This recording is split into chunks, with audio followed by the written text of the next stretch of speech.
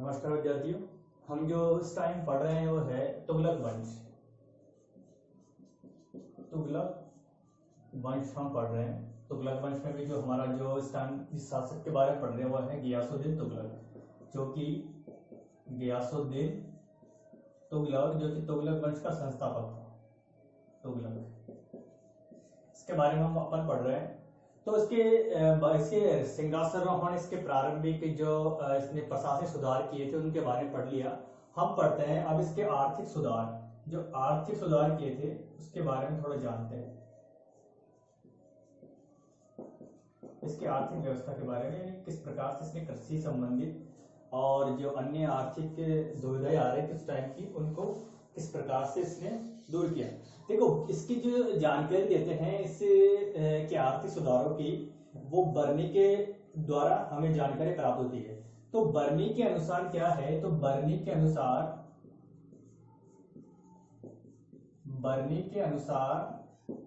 क्या है, क्या कहता है बर्नी कि आर्थिक नीतियों का आधार जो था, बर्नी के अनुसार गियासुद्दीन की आर्थिक नीतियों का आधार, गियासुद्दीन तुगलक की आर्थिक नीतियों का आधार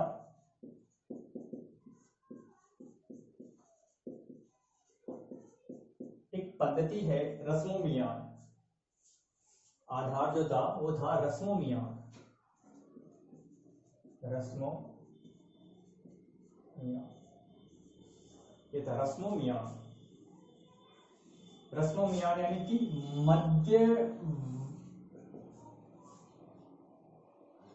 मध्यपंथी नीति। रस्मो मियान यानी कि मध्यपंथी नीति, ये था रस्मो मियान। अब ये रस्मो मियान क्या है? रस्मो मियान का अर्थ है कि ना तो ज्यादा शक्ति हो और न ही ज्यादा लचीलता हो, न ज्यादा शक्ति हो ना ज्यादा ढिलाई हो, कहने का मतलब है। अर्थात इसका मतलब है संयम, शक्ति, संयम, शक्ति एवं नरमी के बीच, नरमी के बीच की नीति, ये इसका आधार था रस्मो मियान।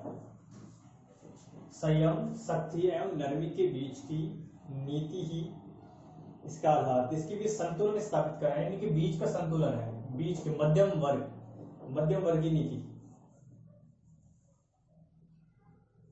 तो इसका मानना था, इसका गियासुद्दीन तुगलक का, कि कृषक न तो इतने धनवान बने, क्या था, कृषक न तो इतने धनवान बने कि वो विद्रोह पर उतारू हो जाए, न तो इतने धनवान बने कि वो विद्रोह पर उतारू हो जाए। अगर पैसा होगा तो विद्रोह कर सकते हैं वो। ये अपन ने अलाउद्दीन खिलजी पढ़ा तब देखा था कि अगर पैसा है तो पैसे से क्या हो सकता है, विद्रोह को बढ़ावा दे सकते हैं। न तो इतने धनवान बने कि वो विद्रोह कर दे राज्य के खिलाफ, और न ही इतने निर्धन बने कि कृषि छोड़कर भाग जाए, और न ही इतने निर्धन बने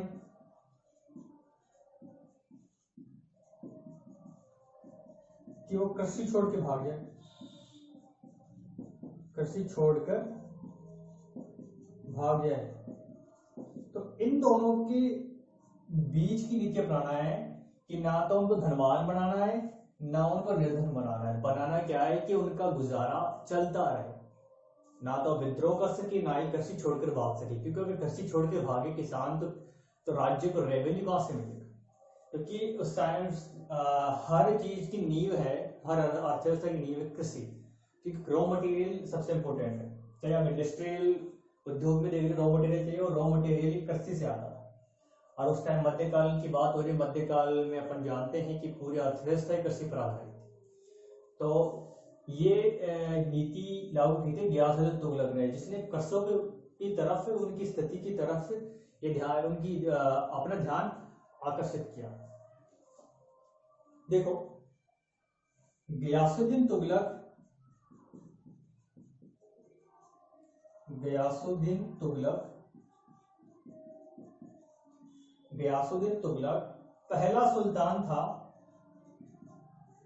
पहला सुल्तान था जिसने कृषकों के संबंध में सही नीति लागू की। सुल्तान था जिसने कृषकों के संबंध में सही नीति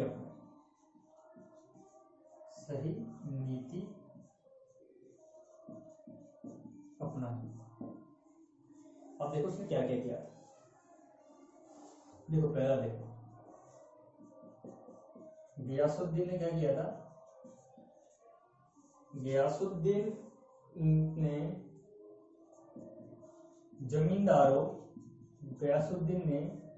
जमींदारों इसमें क्या थे, खूत थे, मुकद्दम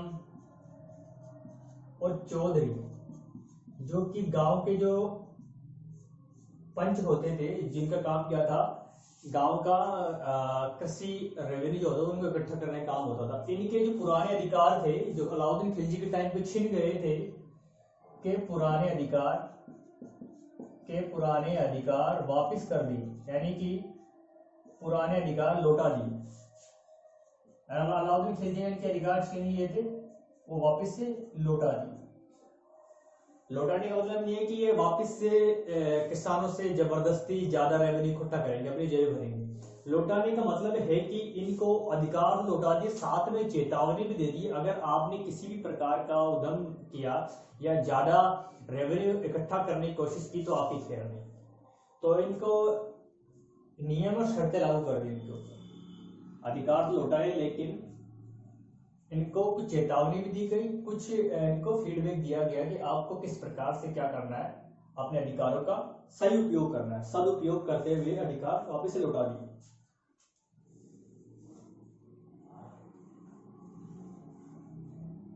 और इनसे कहा गया कि ये किसानों को अधिक उपज पैदावार करने के लिए उनको बढ़ावा दें। किसानों को इनको कहा गया कि ये किसानों को अधिक उत्पादन करने के लिए प्रोत्साहित करें,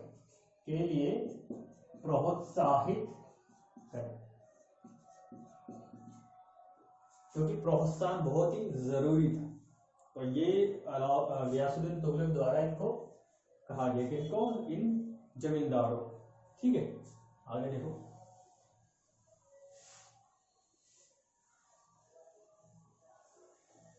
ये पहली बात। दूसरी बात देखो, दूसरी बात क्या है कि दूसरी बात है कि अलाउद्दीन खिलजी की प्रचलित जो प्रणाली थी रेवेन्यू इकट्ठा करने की, मसाहत, उसको छोड़कर बटाई पद्धति का प्रयोग पुनः शुरू कर दिया। यानी मसाहत को छोड़कर, मसाहत किसकी प्रणाली थी, ये अलाउद्दीन खिलजी की थी, को छोड़कर पुनः दोबारा से जो पुरानी पद्धति थी, कौन सी पुरानी पद्धति थी, नष्ट, पुनः नष्ट, इसे कहते बटाई पद्धति लागू की। वापिस से ये पुरानी पद्धति थी, इसको लागू कर दिया किसने, गयासुद्दीन तुगलक ने। और गयासुद्दीन जो तुगलक था, ये क्या था, ये धीरे धीरे रेवेन्यू बढ़ाने के भी पक्ष में था। मतलब किसानों से क्या था, ये एक इनमें जो लगान जो निर्धारित किया था इसने 1/5 से लेकर 1/3 तक, यानी कि 20% से लेकर 20% से लेकर 33% तक का रेवेन्यू कर, ये लगान व्यवस्था दे दी, कर या लगान, इतना लगान लेना है हर किसान से। और साथ में ये इसके भी पक्ष में था कि प्रति वर्ष इस लगान में कितना 10% से 10% की क्या हो वृद्धि, 10 या 11% की क्या हो वृद्धि हो, यानी 1/10 या 1/11% क्या हो इसमें वृद्धि हो। यानी कि अगर किसानों से 30% लगान लिया जा रहा है तो ये चाहती है कि इसका मानना था कि उसके अगले साल किसानों से क्या हो कि इस लगान में 1/10 की वृद्धि कर दी, यानी कि 10% की और वृद्धि कर दी जाए। किसका परसेंट? 10%, 30 का 10%, तो 30 का 10% होता 3, तो 30 + 3 यानी कि 33% उसका क्या हो जाएगा अगले साल रेवेन्यू हो जाएगा। फिर उसके अगले साल उसमें 10% और जोड़ो, 33 का 10% हो गया 33 + 3.3 यानी कि 36.3, ये इसका रेवेन्यू हो गया अगले साल का। तो इस प्रकार से ये लगान वृद्धि करने के पक्ष में था, ताकि किसान क्या करे कि धीरे धीरे क्या कर सके, उसका प्रोडक्शन उत्पादन बढ़ा सके। उत्पादन बढ़ेगा तो राज्य को उसका फायदा होगा, और किसानों को जो टैक्स देने में, जो लगान देने में जो कठिनाइयां आ रही है, जो उनको मुसीबत आ रही है, मुसीबतें भी उनको दूर हो जाएगी। तो ये इसका टैक्स सिस्टम था इस प्रकार का।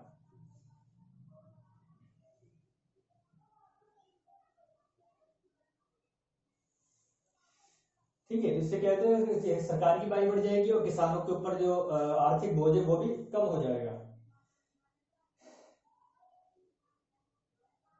इसके साथ ही इसने क्या किया, इसने राजस्व वसूलने में,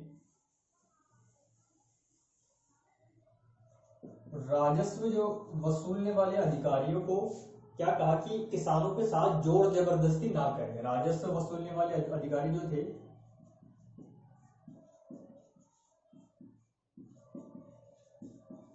वसूलने वाले अधिकारियों से क्या कहा कि किसानों से जोर जबरदस्ती ना करें, किसानों से क्या करें, जोर जबरदस्ती ना करें, कि उनसे ज्यादा लगान लेने की कोशिश ना करें।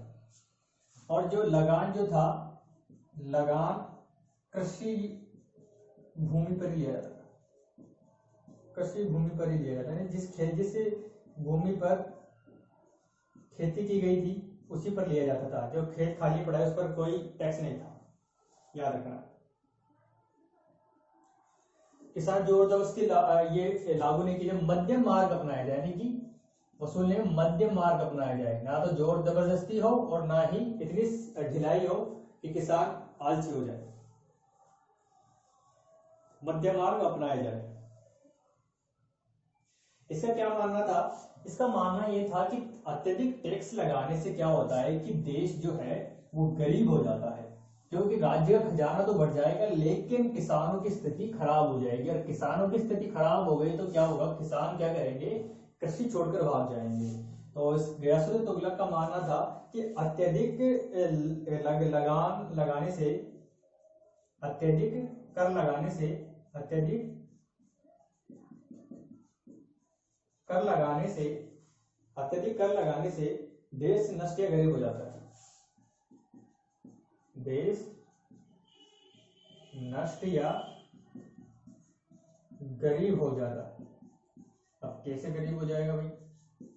अरे भाई, देश की जो मेन जनता है वो कृषक थी, और कृषक ही अगर गरीब हो गए, अत्यधिक टैक्स लगाने से क्या होगा, उनके पास कुछ नहीं रहेगा, रोजी रोटी के लिए भी उनके पास धन नहीं रहेगा, तो वो क्या करेंगे, कृषि के अंदर छोड़ देंगे और छोड़ के कहीं और पलायन कर जाएंगे, वो क्षेत्र छोड़ देंगे।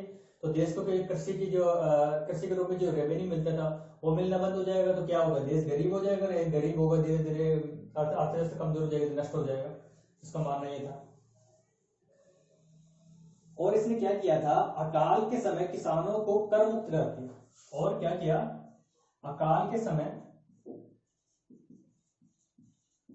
समय किसानों से किसी प्रकार का लगान नहीं लिया, यानी किसानों को कर मुक्त कर दिया, किसी प्रकार का टैक्स नहीं लिया। तो यानी कि कह सकते हैं कि किसानों के लिए ये काल एक परफेक्ट काल था, अच्छा काल था, किसी प्रकार की कोई दिक्कत नहीं थी। लेकिन ये केवल आंकड़ों में देखने को मिलता है, धरातल पर शायद स्थिति कुछ और रही होगी। हर किसान की दशा सही हुई हो ये नहीं है, ये केवल हमें ये जानकारी मिल रही है, जो लिखित साक्ष्य है उनके आधार पर ये जानकारी मिली, धरातल का पता नहीं कि वाक्य में ऐसा हुआ था कि नहीं। देखो और आगे उसने क्या उसका जो है उसने क्या कहा कि अकाल के उसने अपने अधिकारियों को उसने अपने कर्मचारियों को आदेश दिया कि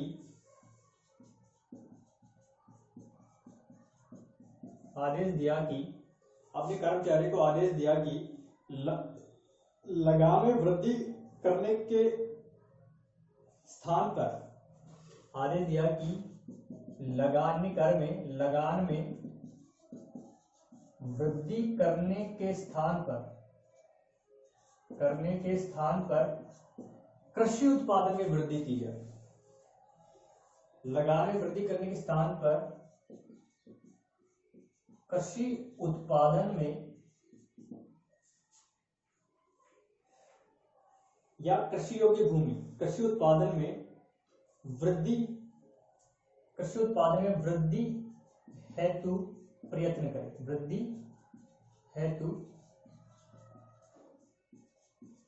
करें।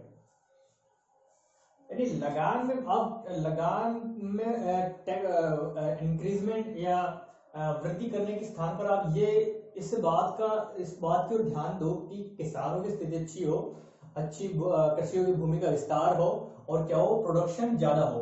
अगर प्रोडक्शन ज्यादा होगा तो क्या होगा, ऑटोमेटिकली लगान बढ़ जाएगा। इससे क्या होगा, किसानों की स्थिति अच्छी हो जाएगी और क्या होगा, राज्य को भी रेवेन्यू अच्छा मिलेगा। तो मेन जो है वो है मेन समस्या पर ध्यान दिया इसने कि कृषियों की भूमि का विस्तार हो और उत्पादन बढ़े। अगर इन कृषियों की भूमि और उत्पादन में वृद्धि हो जाएगी तो राज्य ऑटोमेटिकली राज्य का जो लगान वो बढ़ जाएगा, रेवेन्यू बढ़ जाएगा।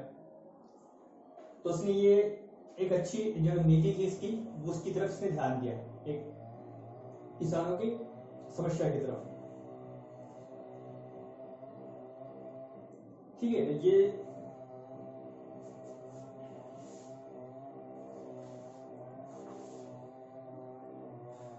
ये उसकी नीतियां थी किसकी तरफ, किसानों को लेकर, कृषि से संबंधित समस्या को लेकर। गियासुद्दीन ने एक नियमावली जारी की जिसके अनुसार, इसके अलावा क्या किया गियासुद्दीन ने, ये इसी के अंदर है रेवेन्यू वाले में, चौथा देखो, गियासुद्दीन ने एक नियमावली, नियमों की संहिता, एक नियमावली जारी की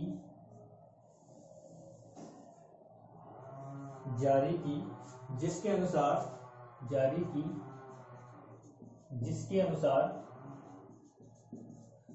अनुसार मुक्ताओं को, अब मुक्ता कौन होते थे मैं बता चुका हूं, मुक्ता होते थे एकता के जो प्रमुख होते थे उनको मुक्ता कहते थे।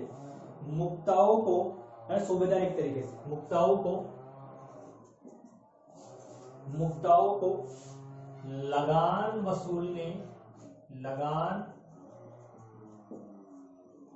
वसूलने में अत्याचार नहीं करना चाहिए। लगान वसूलने में अत्याचार नहीं करना चाहिए, ये नियमावली उसने जारी की।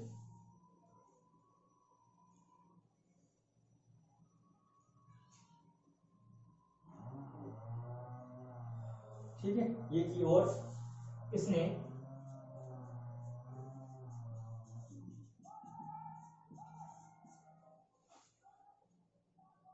अमीरों की जो इजारेदारी प्रथा थी, इजारेदारी प्रथा की क्या की भर्त्सना की।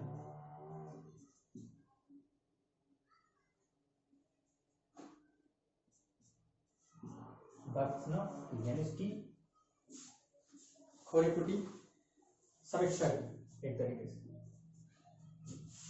तो अमीर लोग क्या करते थे, जो राज्य के अमीर होते थे, यानी कि जो सरदार होते थे, मंत्री वगैरह होते थे, जो अधिकारी होते थे, उनको अमीर कहा जाता था। इजारादारी होता है मतलब ठेके पर दे देना। तो ठेके पर देने की प्रथा की क्या बरसना की, क्योंकि ठेके पर देने का मतलब है कि जो ठेकेदार जो है वो जो कर्मचारी नियुक्त करेगा वो क्या करेगा, ठेकेदार जिससे जमींदार को ठेकेदार का मतलब होता है, ताकि जमींदार होते थे ठेकेदार, और जमींदारों को ठेके पे दे देते थे। या अमीर लोग क्या है कि लगान इकट्ठा करने की जिम्मेदारी। तो क्या करते थे कि जितना लगान उसको लेना है किसानों से, वो क्या करते उससे ज्यादा लगान ले लेते, और जो ज्यादा लगान लेते उसको खुद हड़प लेते थे, वो खुद रख लेते। तो जो जितना लगान उन्होंने तय किया है अमीरों को देने के या राज्य को देने का, वो लगान पहुंचा देते थे, और बाकी का जो अधिक मात्रा में किसानों से लगान जो उन्होंने वसूल किया था वो बचा हुआ खुद के पास रख लेते थे।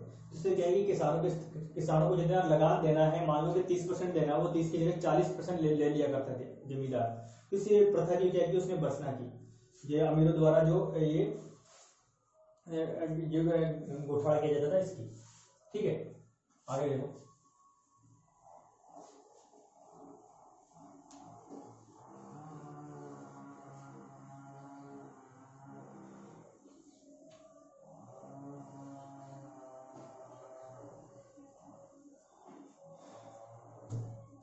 इसके अलावा गियासुद्दीन ने एक नियम बनाने की, इसके अलावा गियासुद्दीन ने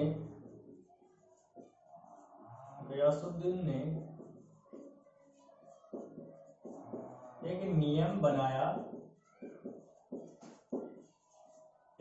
बनाया कि प्रत्येक अख्तियार को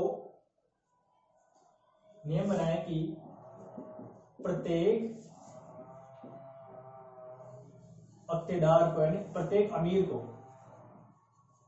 प्रत्येक अमीर को अपना खर्चा निकाल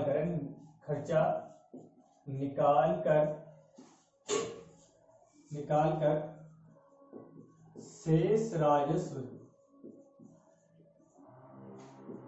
राजकोष में जमा करवा देना है। तो अपना जो खर्चा निकालना है, यानी जितना भी वो खर्चा हुआ है रेवेन्यू वसूलने में, उसकी जो सैलरी वगैरह वो निकाल दो, और बाकी बचा हुआ क्या जो वो राजकोष में जमा कर राज्य को लौटा दो, खजाने भेज दे। इसके अलावा क्या किया इसने, गियासुद्दीन ने क्या किया था, 5 देखो। गियासुद्दीन ने सड़कों का निर्माण करवाया। तो सड़कें खराब हो चुकी थी, उनका पुनरुद्धार करवाया, नए सड़कों का निर्माण करवाया, पुलों एवं नहरों का निर्माण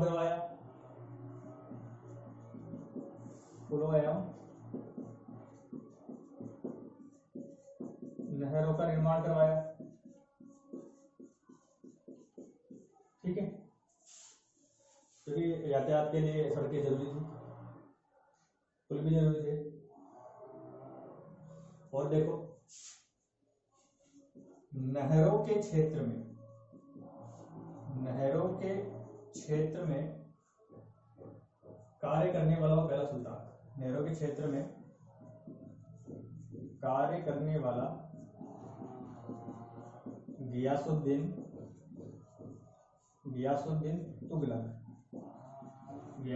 तुगलक पहला सुल्तान। याद रखना, 2 नंबर का क्वेश्चन बन सकता है।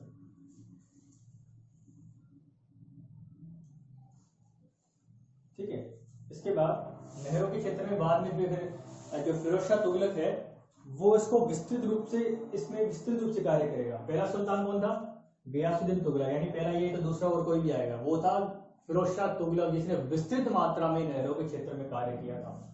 तो पहला ये था, ये इसकी आर्थिक व्यवस्था थी, आर्थिक सुधार थे इसके गियासुद्दीन तुगलक के, जो कि हमने अभी पढ़े हैं। अब देखो इसके बाद इसके कुछ सैन्य सुधार आएंगे। सैन्य सुधार इसकी तरफ देखते हैं अपन, गियासुद्दीन के सैन्य सुधार। देखो सैन्य सुधार,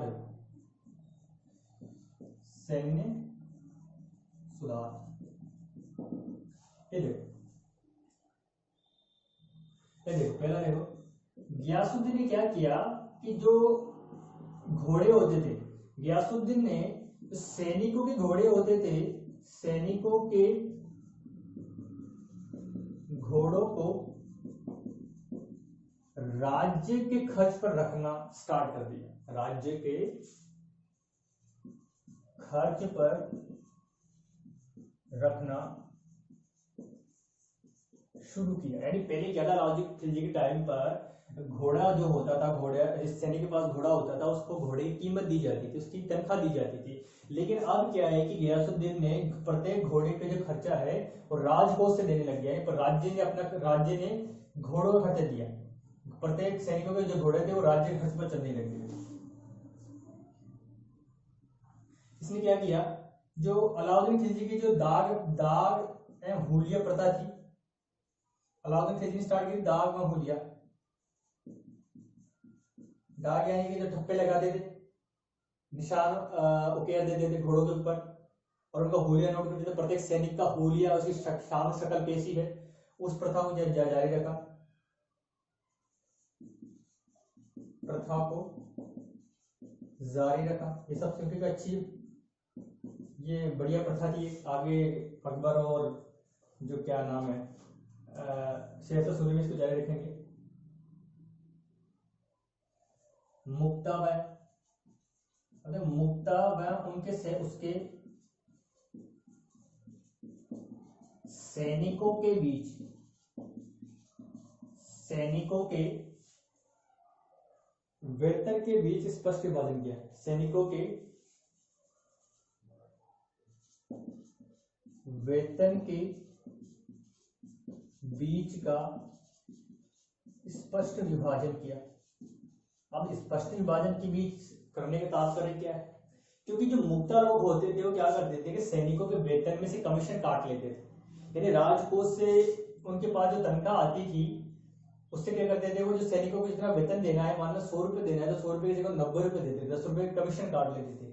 तो गयासुद्दीन तुगलक ने इससे जो ये भ्रष्टाचार चल रहा था, ये बेईमानी चल रही थी, इसकी तरफ ध्यान दिया। तो उसने क्या कर दिया कि मुक्ता व सैनिकों का वेतन स्पष्ट कर दिया कि इतना वेतन सैनिक का, इतना मुक्ता का है। तो जो कमीशन लेते थे उस कमीशन को उसने बंद करा दिया, और प्रत्येक सैनिक को क्या कर दिया, प्रत्येक सैनिक को अपना जो निश्चित वेतन है वो मिलने लग गया। तो गयासुद्दीन ने जो कमीशन खोरी थी, कमीशन खोरी, इसको समाप्त कर दिया।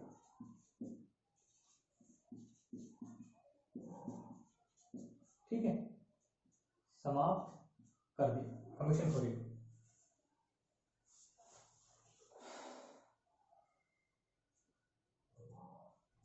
इसके अलावा उसने क्या किया, जो सैनिकों का वेतन का रजिस्टर होता था,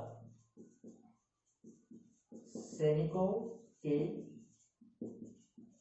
वेतन का रजिस्टर, क्या कहते थे उसे, उस रजिस्टर को कहते थे वसीलात ए हरम। क्या कहते थे उसे, वसीलात ए हरम। वसीलात ए हरम, जो हरम नहीं, हश्म, वसीलात ए हश्म, हरम तो अलग होता है, सॉरी, वसीलात ए हश्म ये रजिस्टर होता था। इसकी जांच जो है वो, इसकी जांच वो स्वयं करता था। कौन करता था, गयासुद्दीन तुगलक स्वयं करता था। रजिस्टर का नाम याद है, सैनिकों को जो वेतन जो लिखा जाता था इसमें कहता वसीलात ए हश्म, यानी उसने कितना वेतन लिया, इस मंथ कितना वेतन लिया था, तो रजिस्टर होता था ये। तो ठीक है, तो ये इसके सैन्य सुधार थे, ये वाले, ये जो नीचे लिखे ये 4। अब देखो उसके अभियान, देखो सैन्य अभियान।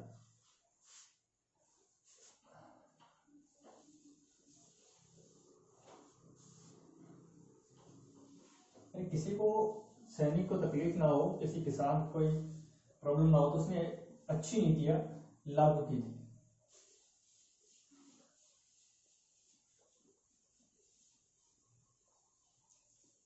नीतियां तो बनाते थे लेकिन धरातल पर कितनी उतारते थे इसका सही अंदाजा लगाना मुश्किल है। अब देखो सैन्य अभियान देखो,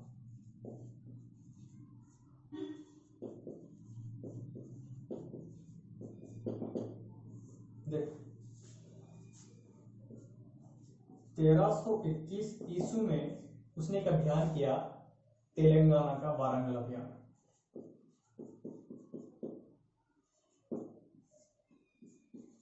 वारंगल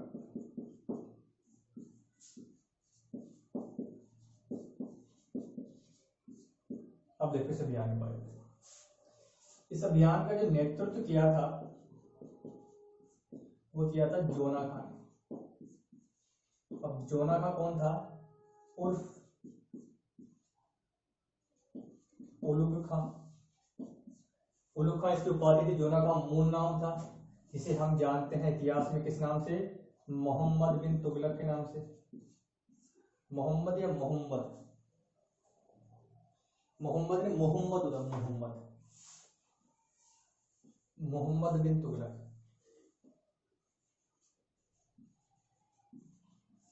मोहम्मद बिन तुगलक, शॉर्ट में कहे तो एमबीटी। एमबीटी। तो जोना खां आ जाए या उलुग खां आ जाए, बात है कौन है? मोहम्मद बिन तुगलक। ये किया था, कब किया था? 1321 में। अब कारण क्या था? कारण देखो, इंपोर्टेंट अभियान है ये कारण था कि दक्षिण के राज्यों ने दिल्ली के सुल्तानों को कर देना बंद कर दिया था तथा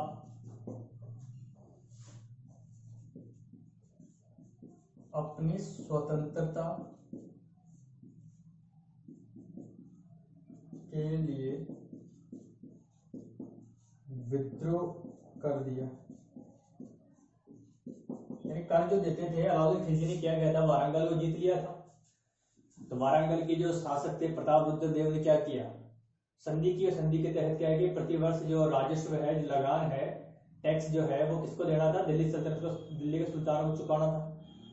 तो उसकी मृत्यु के बाद उन्होंने क्या किया? टैक्स देना बंद कर दिया, एक तरीके से विद्रोह कर दिया। तो उनको वापस सबक सिखाने के लिए, उनको दिल्ली सल्तनत के अंडर में लाने के लिए, वापस से कर प्राप्त करने के लिए, तो ये करने के लिए गयासुद्दीन तुगलक ने वारंगल का अभियान किया, नेतृत्व किया जोना खान ने। और उस समय जो शासक था वारंगल का, शासक कौन था वारंगल का? वो था प्रतापरुद्र देव, ये शासक था।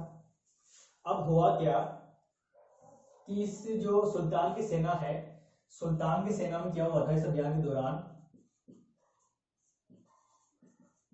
सुल्तान की सेना में एक अफवाह फैल गई। कौन सी अफवाह? सुल्तान की मृत्यु, सुल्तान की मृत्यु की अफवाह फैल गई। और अफवाह फैल जाने से क्या हुआ? अफवाह फैल जाने से क्या हुआ? तो सेना जो थी, सेना में विद्रोह हो गया। सेना में, अफवाह के बाद सेना में विद्रोह फैल गया, यानी सेना विद्रोही हो गई। और जो ये जोना खां था, ये जोना खां कहां चला गया? ये विद्रोह के बाद देवगिरी में जाकर इसे शरण ली। देवगिरी भाग गया। देवगिरी में जाकर इसने वहां शरण ली। देवगिरी में क्या ली? यहां शरण ली। अब फिर क्या हुआ कि गयासुद्दीन तुगलक ने दिल्ली से एक नई सेना भेजी। क्या भेजी? नई सेना भेजी। और नई सेना लेकर जोना खां क्या करेगा? वारंगल को जीतेगा। गयासुद्दीन ने क्या भेजा? गयासुद्दीन द्वारा भेजी गई नई सेना से वारंगल को जीता गया। वारंगल को जीत लिया गया। ठीक है, क्या किया गया? वारंगल को जीत लिया गया। और एक बात ये याद रखना है तुगलक काल की, कि कि इस तुगलक काल में क्या हुआ कि दक्षिण भारत के जो राज्य थे उनको दिल्ली सल्तनत में विलय कर लिया गया, और यही सबसे बड़ी गलती थी इन तुगलक शासकों की। क्योंकि जहां अलाउद्दीन खिलजी ने क्या किया था कि इनको करद राज्य बनाकर छोड़ दिया था, क्योंकि दिल्ली से दक्षिण भारत पर कंट्रोल रखना मुश्किल था, मुश्किल के नामुमकिन था। तो उससे वो दूरदर्शिता का परिचय दे दिया था उस टाइम पर अलाउद्दीन खिलजी ने। लेकिन तुगलक शासकों ने क्या किया कि दिल्ली सल्तनत में उनको विलय कर लिया, और दिल्ली सल्तनत में विलय करने के बाद क्या होगा कि मोहम्मद बिन तुगलक के टाइम पर दक्षिण में एक के बाद एक विद्रोह होंगे, और उन विद्रोह को दबाते दबाते वो परेशान हो जाएगा, और अंतिम विद्रोह दबाते दबाते वो थट्टे में सिंध में उसकी मृत्यु हो जाएगी, इसकी मोहम्मद बिन तुगलक। तो यही सिलसिला स्टार्ट हो जाता है। तो क्या करते हैं, ये इसको जीत लेंगे, और जीतने के बाद दिल्ली सल्तनत में इसका विलय कर लेंगे। इसके बाद जो जोना खान क्या करेगा, यहां से सीधा कहां भाग जाएगा, ये दूसरे अभियान की तरफ। 1322 में अभियान होगा मदुरै का।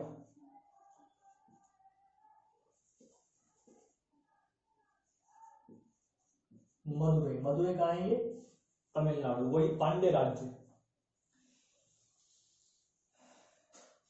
क्या किया, इसको जीत लिया गया, मदुरै क्या किया, इसको जीत कर दिल्ली सल्तनत में मिला लिया गया, दिल्ली सल्तनत में मिला लिया गया, इसका विलय कर दिया गया दिल्ली सल्तनत में, यानी केंद्र शासक स्थापित हो गया। इसके बाद जो अगला अभियान होगा वो होगा, यहां से सीधा जोरा खां कहां जाता है, 1324 में वो जाएगा, ये 1323 में होता है, 21 फिर बाद में 23, 24 में जाएगा ये उड़ीसा। उड़ीसा की जगह है जाजनगर अभियान, इसको फतह करेगा। ये अभियान भानुदेव सेकंड को दंड देने के लिए किया गया। यहां का शासक कौन था, शासक था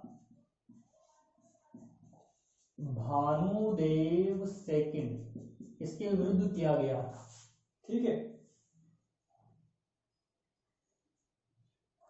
और यहीं पर एक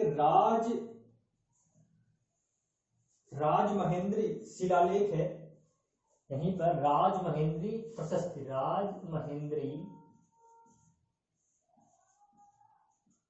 प्रशस्ति में मोहम्मद बिन तुगलक MBT की इस विजय का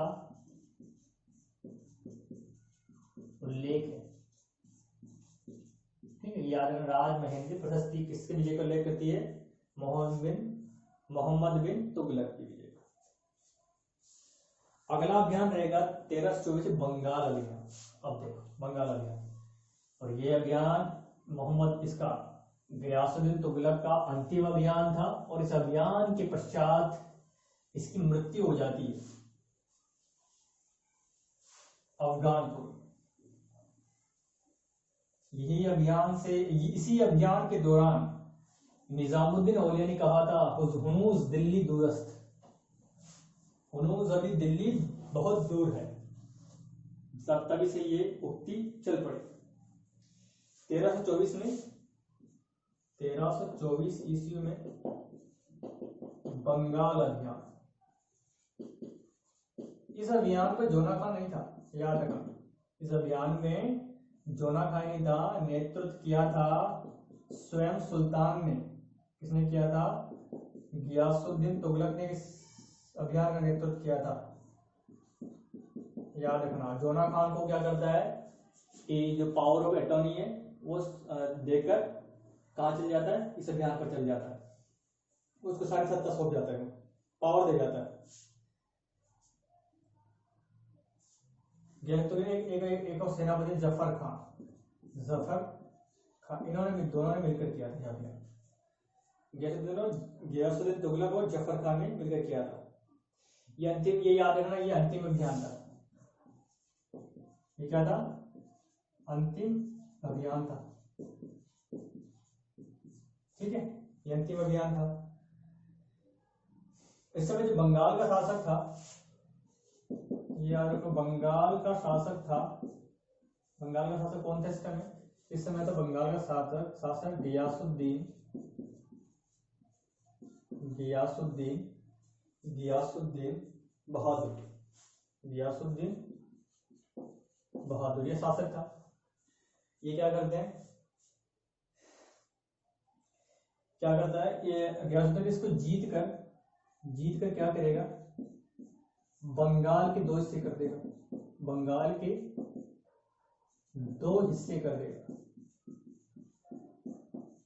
हिस्से कर देगा। दो, एक हिस्सा होगा उत्तरी बंगाल और दूसरा है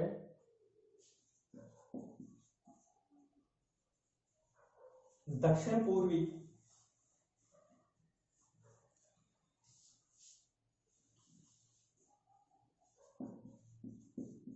दक्षिण में पूर्वी, ये 2 हिस्से हैं, तो उत्तरी बंगाल और दक्षिण पूर्वी बंगाल। अब देखो जो उत्तरी बंगाल है, ये नासिरुद्दीन को यहाँ का शासक बना देगा। किसको? नासिरुद्दीन को सौंप देगा। एक व्यक्ति है नासिरुद्दीन, इसको यहाँ का शासक बना देगा यहाँ का। और दक्षिण पूर्वी बंगाल को इसको क्या करेगा, सल्तनत में मिला लेगा, सल्तनत में मिला लेगा, इससे विलय कर देगा। और यहाँ पर एक सूबेदार की नियुक्ति भी कर देगा। तो ठीक है, ये था शासक कौन सा? गियासुद्दीन बहादुर इसको हराएगा। इसका भाई इनवाइट करता है इसको, और क्योंकि ये बंगाल जो था ये बलबन के टाइम से आजाद हो गया था और विद्रोह की प्रवृत्ति, विद्रोह पर हमेशा उतारू रहता था बंगाल। तो इसके विरुद्ध अभियान किया, बंगाल को जीता, 2 हिस्सों में बांट दिया। एक को नासिरुद्दीन को सौंप दिया, दूसरे हिस्से को क्या करते दिल्ली में मिला लिया। और ये याद रखना, इसी अभियान के दौरान निजामुद्दीन औलिया पता ही होगा कौन थे, ये थे चिश्ती संत, चिश्ती सूफी चिश्ती संत, सूफी संत के चिश्ती संप्रदाय के। इन्होंने एक स्टेटमेंट दिया, हुनूस दिल्ली दूरस्थ। क्या हुआ था कि निजामुद्दीन औलिया और गियासुद्दीन तुगलक में जो खुसरो शाह जो था, उसकी जो उसने संपत्ति दी थी किसको, निजामुद्दीन औलिया को, तो उस संपत्ति को लेकर इसने मांग की कि वापस मेरे को संपत्ति दो जो इसने दी थी, खुसरो खान ने आपको दी थी। तो इस संपत्ति को लेकर क्या होता है, इसमें निजामुद्दीन औलिया गियासुद्दीन तुगलक में मनमुटाव हो गया था, आपसी वैमनस्य से स्थापित हो गया था।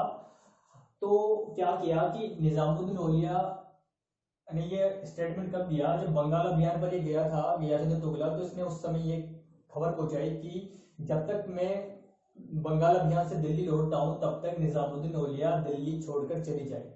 तब ये बात उसने जब कही, जब ये बात सुनी कि गियासुद्दीन तुगलक ने उन्हें दिल्ली छोड़ने के लिए कहा है, तब निजामुद्दीन औलिया ने कहा कि हुनूस दिल्ली दूरस्थ, कि हुनूस दिल्ली भी बहुत दूर है।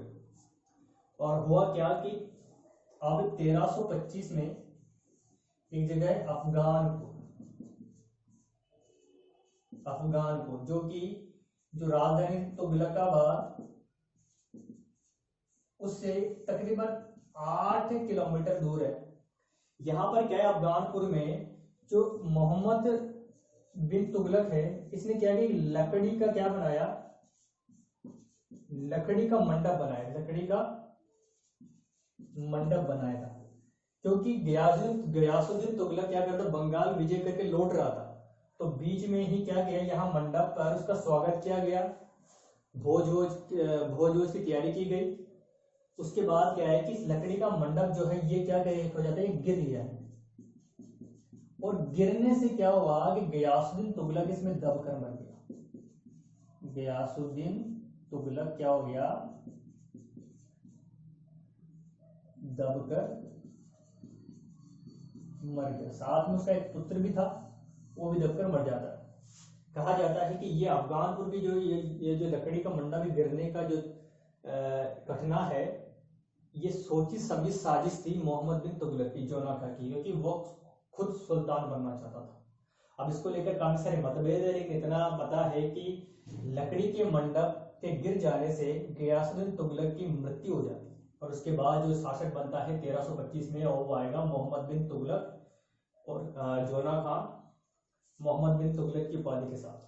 ठीक है, तो ये अपना तुगलक वंश का जो प्रथम शासक था गियासुद्दीन तुगलक, उसकी जो मोटी मोटी जानकारी थी वो हमने पढ़ ली। अब नेक्स्ट वीडियो में हम मोहम्मद बिन तुगलक के बारे में विस्तार से पढ़ेंगे। आज के लिए इतने, मिलते हैं नेक्स्ट वीडियो।